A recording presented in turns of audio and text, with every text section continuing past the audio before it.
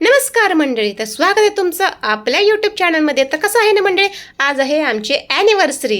लग्नाला झालेले हे तब्बल 13 वर्ष. तर काही नाही, काय विशेष असतं हे ॲनिव्हर्सरीमध्ये. सकाळपासून संध्याकाळपर्यंत असाच दिवस गेला घरातल्या कामांमध्ये, बारीक चिरीक कामांमध्ये. आणि मिस्टर काय घरात लवकर आले नाही. शेवटी मग आम्हीच ठरवलं, मला कुर्ता आलेलाच होता एक नवीन, सो म्हटलं चला तो वेअर करूया आणि मस्त असं पण ॲनिव्हर्सरी नवीन कपड्यात साजरी करू.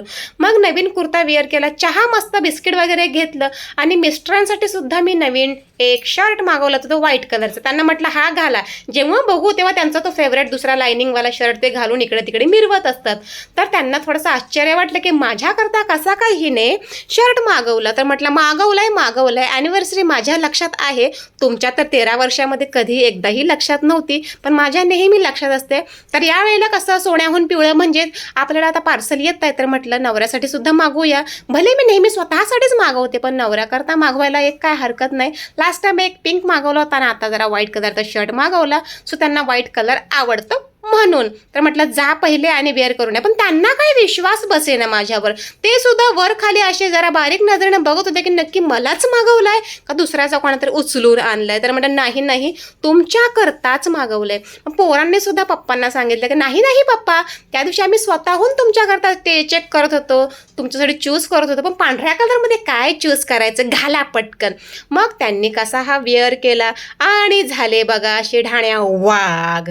तर चला, असे मी मागवलेले शर्ट घातल्यानंतर त्यांना खूप अशी एकदम स्फूर्ती आली आणि लागले डान्स करायला. त्यांना विश्वासच बसला नाही, कारण आतापर्यंत आम्ही त्यांच्याच पैशांवर आम्ही मज्जा करतोय, पण त्यांच्याच पैशाने मी त्यांना हे गिफ्ट मागवले. सो त्यात काही वाईट नाही आहे.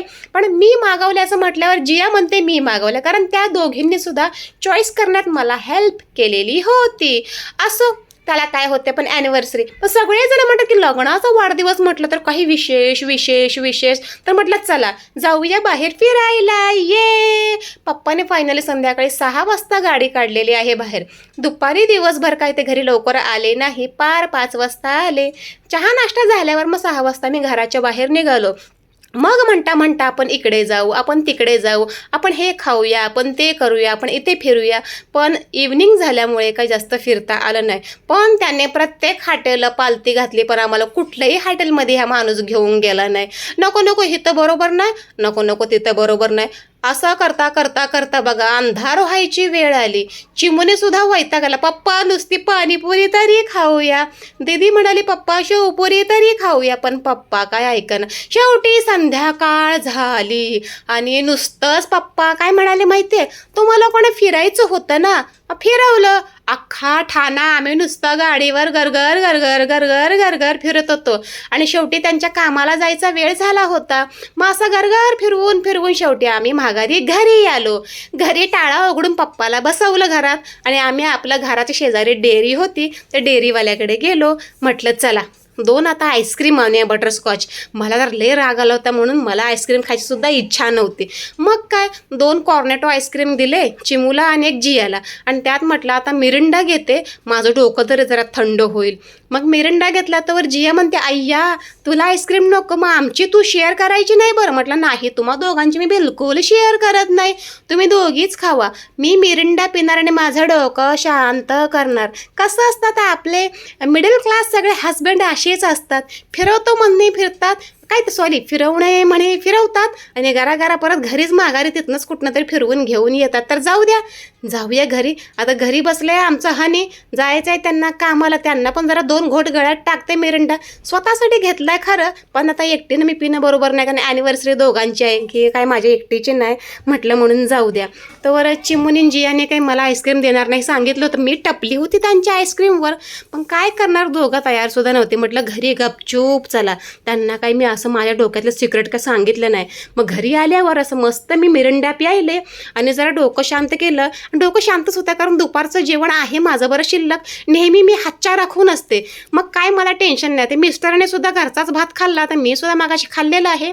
चला मिरिंडा पिऊया. आणि आजची झाली आमची ॲनिव्हर्सरी सेलिब्रेशन संपलेली आहे. आता हे मिरिंडा पण दोघं काय मला पिऊ देत नाही. जाऊ दे काय करायचं, असं वाटत होतं 2 चापट्या लावून काना द्याव्या. आणि आमच्या हाने तुम्हाला काय सांगू, आता सोफ्यावर एवढे शांत बसले होते, जणू काही त्यांचा खजानाच वाचला होता, जसं त्यांना गॉड वाटत होतं. बरं जाऊ द्या, पिऊया आपण मिरिंडा, गोड जे होईल ते आपण गोड मानून घ्यायचं. कुठल्याही गोष्टीत राग मानून आता काय करणार, कुठे जाऊ शकतो आपण, कुठे जाऊ शकत नाही. सो जाऊ द्या, फायनली आजचा दिवस हा माझा असा गेलेला आहे. म्हणून मी सगळ्यांना सांगत असते, ॲनिव्हर्सरी, लग्नाचा वाढदिवस, अरे काय असतं विशेष, हे बघितलं किती हास्य आहे यांच्या चेहऱ्यावर, अजिबात यांना वाईट वाटत नाही. ते स्वतः काय म्हणतात, तुम्हाला गरगर गरगर फिरवलं, माझी कंबर दुखते तरीसुद्धा मी तुम्हाला कोणा गरगर फिरवलं, मी एवढा त्रास सहन करून तुम्हाला फिरवलं, त्यातच खूप मोठं सेलिब्रेशन आहे. तर जाऊ द्या, चिमूची आईस्क्रीम म्हटलं जराशी चाखून बघावी, पण चिमूने सुद्धा लय ग दंगा घातला, लय चिमू आगाव आहे. नेक्स्ट टाईम आहे ना चिमू, तुला मी शाळा सोडणार आणि गपचूप आता आईस्क्रीम खाणार असं चिमूला म्हटलं. चिमू म्हणते बरं बरं, एक बाईट खा. एक बाईट खाल्ल्यावर दुसरा बाईट खाल्ल्यावर मग चिमू चवताळली. जाऊ द्या, चिमूने घेतलेली आईस्क्रीम खाऊ दे तिला, ती लहान आहे शेवटी, दीदीलाही खाऊ द्या. जाऊ द्या, फायनली गेला आहे असा आजचा दिवस. जाऊ द्या, नेक्स्ट टाईम आता उद्याच्या दिवशी माझं मी बघू आता कसं काय खायचं. तिघांना लपवून मी काही ना काहीतरी खाणार आहे बघा, खाणार म्हणजे खाणार. आणि हा आता माझा नवरा चालला बघा कामाला कसा बिनधास्तपणे. जाऊ द्या, कसा वाटला व्हिडिओ सांगा कमेंटमध्ये. Okay, bye.